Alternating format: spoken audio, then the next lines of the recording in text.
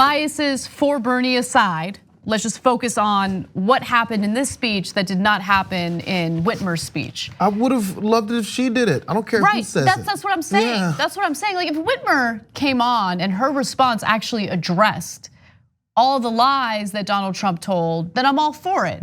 My issue with her is that she didn't do that, right? Like I don't even remember what she did talk about because it was easy to forget that speech. Remember one thing. Yep. I remember the potholes because it was such a weird way to start a response to Donald Trump's disgusting rhetoric and lies. Can you imagine? They would never have done this, but think about how smart it would have been if they had given the response to AOC or Anna Presley. They would never do it. Rashida would never get it. Maybe no, not Ilhan. They would never give it to her. Maybe, but imagine. Maybe Ayanna Presley, because Ayanna Presley is not as controversial and honestly not as far to the left as like Rashida Tlaib is, for instance. So maybe, but even then, I mean, she's too progressive. Huh? Like they're supposed to love people AOC. in Congress and raise a bunch of money, and she has. Oh, totally. They totally did.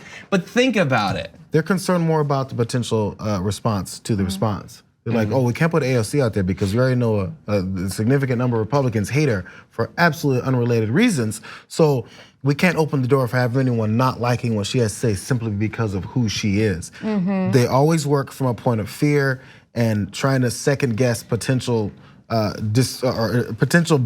pushback from Republicans. It's a position of fear and lack of control. Like you're the other major party in the country, but you're afraid of the other? I don't think it's that they're afraid. I think that many of the issues that AOC would bring up, they don't want her to. They don't want her to because those are issues that, let's be honest, Democratic donors don't want discussed. We have to stop pretending like there's a real difference between Democrats and Republicans when it comes to donors and when it comes to the votes that they'll cast on issues that really do impact our lives. Now look, there's difference in rhetoric.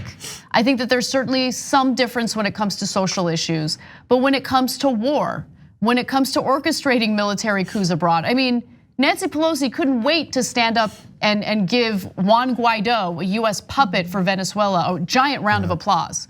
That should help you visualize how when it comes to like the meaty issues that matter, there's a lot of agreement between Democrats and Republicans. And I don't even think it's because Democrats are afraid. I think it's because Democrats have the same business interests that Republicans do, right? Because we've seen how establishment Democrats are willing to fight, or I should say corporate Democrats are willing to fight. When it comes to fighting back against AOC, I mean, they've not a fight. Nancy Pelosi, she'll shiv you, and she did it. Like she'll pull out all the stops and make sure that she makes her point known about how it's unacceptable for AOC to tweet certain things.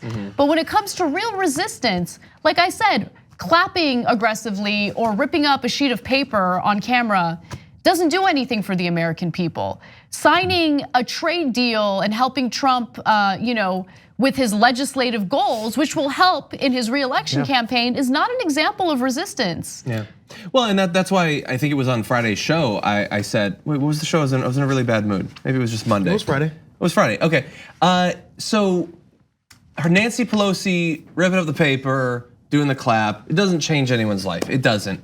But obviously, there are a lot of people that are desperate for something like that. They hate what Trump is and what he represents, and they want something against that.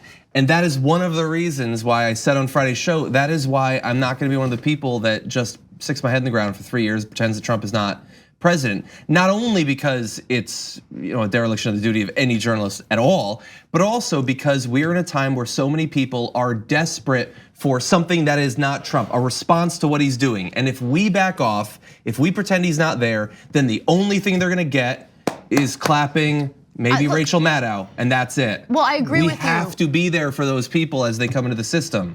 Look, I totally agree with you. I think that there are two schools of thought, and both of them are wrong. One school of thought is, no, it's true, and then there's us. Good, okay, three. So the one school of thought is, all the attention needs to be on criticizing Trump. Criticize. Trump is the enemy, focus on that, nothing else is important. The other school of thought is, okay, let's just, we're not gonna defeat Trump right now, so let's just focus on whatever else, whatever else it is that you want to cover. And maybe it's going after corporate Democrats, which I also think is important. Or focusing on a particular issue. Or focusing on a particular issue. But I don't think it serves your audience or your supporters or anyone when you focus on one or the other.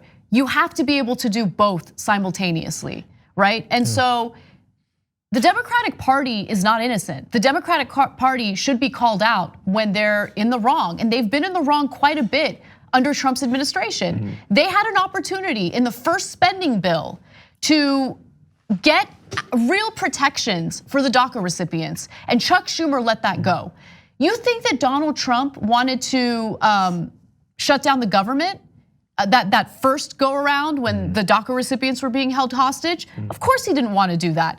They were ready to fold by conceding in giving DACA recipients the protections that they needed, and Chuck Schumer just let it go. Yeah. And by the way, for all the crap Nancy Pelosi gets, she deserves it. But Chuck Schumer deserves more. I mean, they're both feckless and ineffective. And he doesn't even clap. He doesn't even give us the aesthetics of resistance. This is part of what they say whenever they say we need someone that can beat Trump. Yeah. From establishment Democrats' point of view, when you see something like what Bernie Sanders did there, what you mentioned AOC and potentially any one of the squad that may say something, what they're recognizing is the number of Republicans that actually absolutely can't stand Donald Trump. What they can't stand about Donald Trump is not the policy, it's the way he does it. It's making them look bad.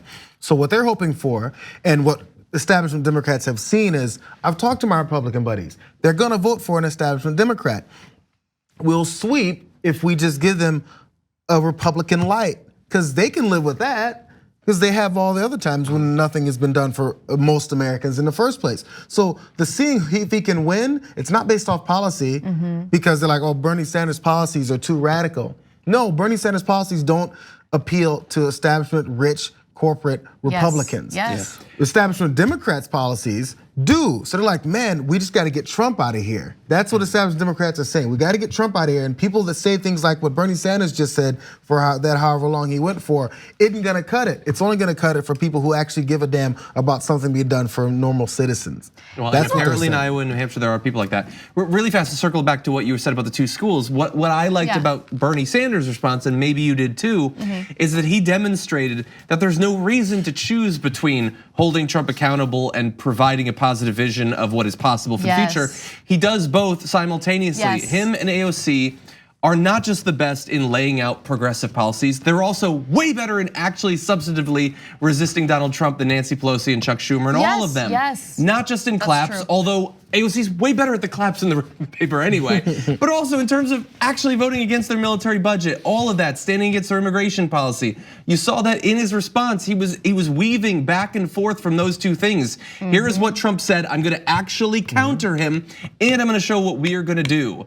And that is what, I mean, I think TYT in general, but certainly that's what I've tried to do, is I'm patterning myself after the people in politics that I admire most who do both of those things. Absolutely, yeah, I 100% agree with you. I think that it's important to be able to do both at the same time. And I never really thought about it in the context of how AOC conducts her congressional duties, but she's been vicious in going after Trump. And she's for impeachment way before most of them. Absolutely, and they say that as a bad thing. They do, because look, I think maybe this is inappropriate to say, but I think that there is some level of who does this young girl think she is, right? Because she came out of nowhere and she got elected at 28, and she's brilliant, she's bright, she's strong, she's a fighter, and she's unafraid. She is a threat. And I think that's the reason why corporate Democrats want to fight her so badly. Because anyone else who would be that way, they get threatened and be like, you can get out of here, you can end your career if you want. And the problem is most people want to get into politics, like a Pete Buttigieg, sorry to bring him into this, but the point is just, it's an opportunistic move. You're like, he said it before, he's been wanting to be a politician since he was 10 years old or something like that. That should be a red flag to anyone, by the way. Yeah, he's been wanting to get into office since he was a kid. So that's his objective. Whatever way you can get there, that's how. And that's the type of person that usually runs. Not the type of person, or other people that do run that aren't like that just don't win. But once they win, you go, oh my God, there's a normal person in office that speaks normally and doesn't have the agenda simply of serving themselves. And then once we saw that from her, people were like, I can't control her. That's the frustration. I can't control it by saying, you know what, we're not gonna support you, we're gonna make sure you get voted out. And a known person would say, okay, I'm not here to stay here all day and do nothing, or stay the rest of my life for 30 years and do nothing. I came here to do something, and if you guys don't want it done and you vote me out, that's gonna be your problem. God, it was never supposed to be that way, where you're a lifelong politician that does nothing. You're supposed to be there to do something, and then once someone only cares about that, you've lost your ammunition against them. Right, when becoming a politician is your personal, like, fulfilling goal, then it's an issue, because you gotta go back to what being a member of Congress is supposed to be about. You're a public servant, you're supposed to dread it, right? Yeah. It sounds miserable. It You does. leave your family, you leave your home for 6 months out of the year minimum to be in a terrible place called Washington, D.C. But you do it on behalf of the people you're representing, your constituents. That's what it's DC. about. Like, it sounds terrible. People ask all the time, like, oh, you should run for something. No, I don't wanna be a politician, and I certainly don't wanna go through an election process. But if I ever do it, it's because I feel this undying need to actually do something and change the system. I want to do that. I think I'm more effective here for the time being, probably forever. But So overall, yeah, grade for the two responses? I think that Bernie Sanders, and I'm not saying this because I think he's the best candidate. I'm saying it simply based on what he said. He actually responded to what Trump said and lied about in his State of the Union. I think that's the appropriate response. I don't remember anything from Governor Whitmer's response, with the exception of the pothole story. And she really helped to remind me of the losing strategy on the Democratic side, really. I think it may have been so bad. And again, I have nothing against Governor Whitmer. She seems like a perfectly lovely person.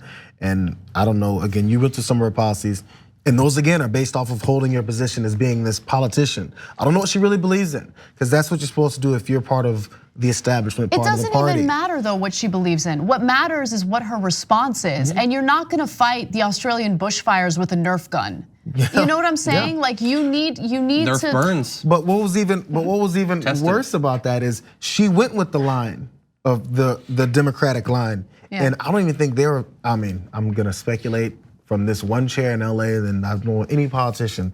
But my speculation is, I don't think it was even scintillating to them that put her up there. Because they're Maybe like, it was yeah, you supposed to said be what you're safe. supposed to say, but it still didn't light a fire under anybody's ass. Thanks for watching the Young Turks, really appreciate it. Another way to show support is through YouTube memberships. You'll get to interact with us more. There's live chat emojis, badges. You've got emojis of me, Anna, John, Jayar. So those are super fun. But you also get playback of our exclusive member-only shows and specials right after they air. So all of that, all you gotta do is click that join button right underneath the video. Thank you.